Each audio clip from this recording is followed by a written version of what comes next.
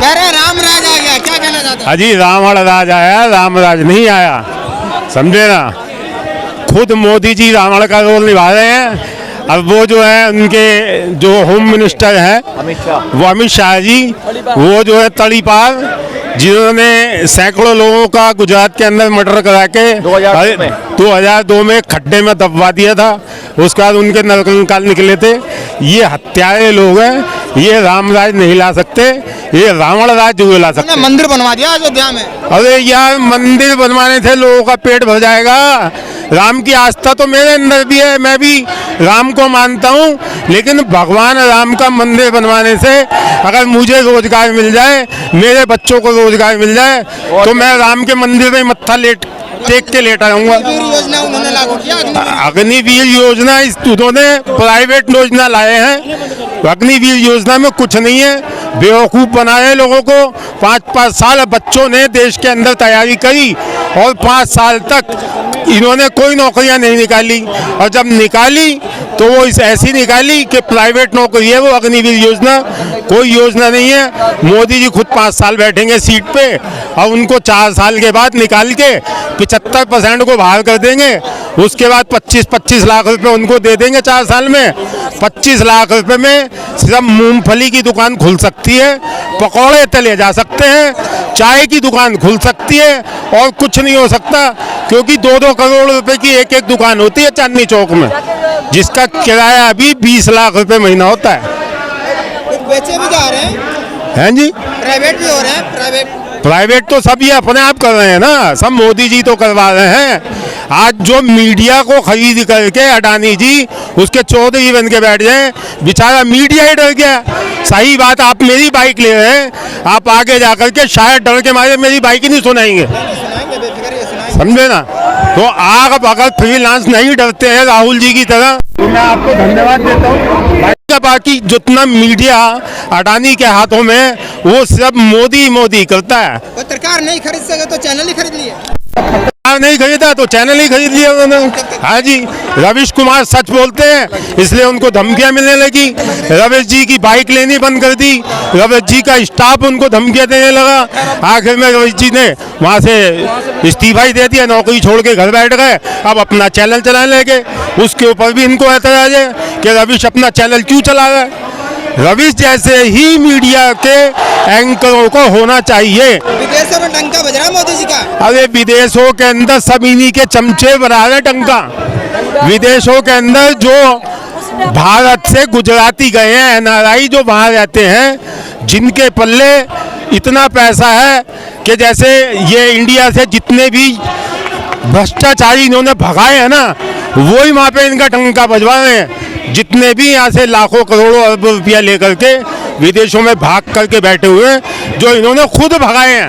ये तो विदेशों का युद्ध भी रुकवा देते हैं। अरे विदेशों का युद्ध नहीं रुकवा देते, ये बेवकूफ़ बनाते हैं। इनके पास कोई जादू की लकड़ी नहीं है कि ये विदेशों का जो है वो युद्ध रुकवा देंगे।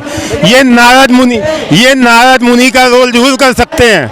बस नारद जी की बात बता दी भोले शंकर को, और भोले शंकर की बात बता दी जाके विष्णु भगवान को। सब इनका काम यही है और कुछ नहीं कर सकते, इनके बस का कुछ नहीं है। ये सिर्फ झूठ बोलना, जुमलेबाज, जुमले फेंक सकते हैं और ये कुछ भी नहीं कर सकते। अरे भैया कहाँ से विकास हो रहा है? आप एक चीज देखिए,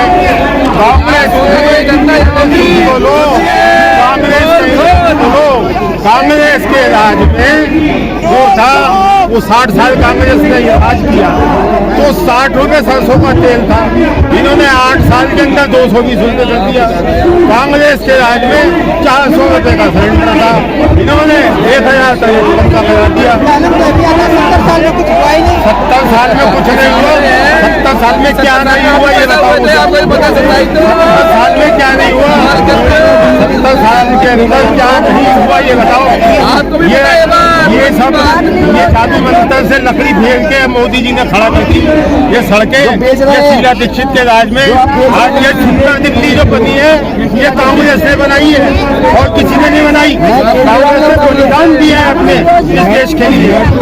कांग्रेस का बलिदान जो है हम खाली नहीं जाने देंगे।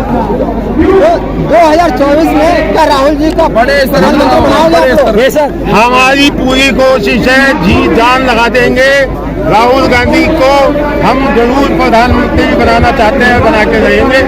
जब तक जिंदा रहेंगे अपना खून पसीना एक करते रहेंगे और राहुल गांधी के हाथ मजबूत करते रहेंगे और कांग्रेस पार्टी को आगे ले जाते रहेंगे। एक दिन तो ऐसा हमारा भी आएगा। वो कहावत है कि 12 साल के बाद तो कूड़े का जो ढेर होता है ना उसके भी दिन बदलते हैं और उस कूड़े को हटा के वहाँ एक सुंदर भारत बना दिया जाता है। तो आज जो ये कूड़ा मोदी नाम का कूड़ा जो है इसको हटा के राहुल गांधी एक ऐसी स्वच्छ और सुंदर सरकार बनाएंगे इस देश को दोबारा जिस प्रकार से लोग सुखी थे और खुशी थे, वो गरीब आदमी खुश था, जी रहा था और कांग्रेस सबको जीने दे रही थी।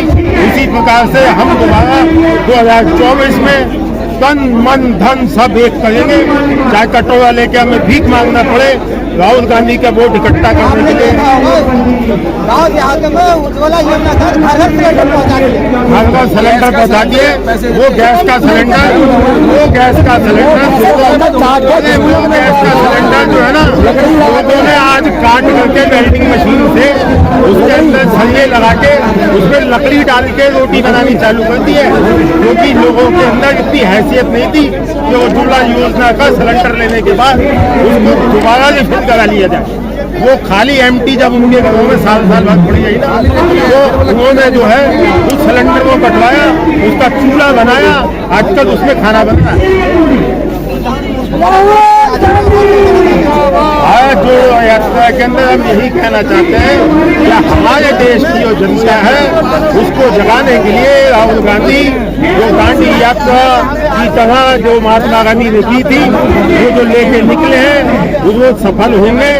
और भारत जोड़ो यात्रा के अंदर हिंदू मुस्लिम सिख ईसाई जो आप देख रहे हैं चांदनी चौक के अंदर, सबसे पहले आप देखेंगे तो जैन मंदिर है, उसके बाद में गौरी शंकर मंदिर है, ये पहचान है, गुरुद्वारा है, चर्च है, मस्जिद है, ये सब कुछ क्यों है?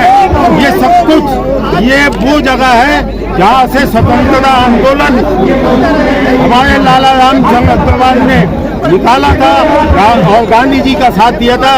और चांदनी चौक के अंदर एक ऐसी चांदनी बखेरी थी जिसकी वजह से आज कांग्रेस पार्टी जिंदा है। और एक लास्ट में एक बात और मैं आपको कहना चाहूँगा कि कांग्रेसी जो होते हैं ना वो ये कहते हैं कि हम कृष्ण को चाहते हैं, आशिक़े सुभान भी है। हम कृष्ण को चाहते हैं, आशिक़े सुभान भी है, पढ़ते हैं गीता, हाफिज़ कुरान भी है। अरे लोग कहते हैं हिंदू हमें, हम मुसलमान भी हैं, हम सभी धर्मों की इज्जत करते हैं और इसीलिए हम चाहते हैं कि देश की जनता दोबारा एक हो और फिर एक बार डंका बजे और देश की आवाज इतनी बुलंद हो कि राहुल गांधी की आवाज के आगे किसी की टटपूंजी की आवाज सुनाई नहीं। मेरा नाम राजेश कुमार सिंह, शहर जिला कांग्रेस कमेटी का वाइस प्रेसिडेंट है।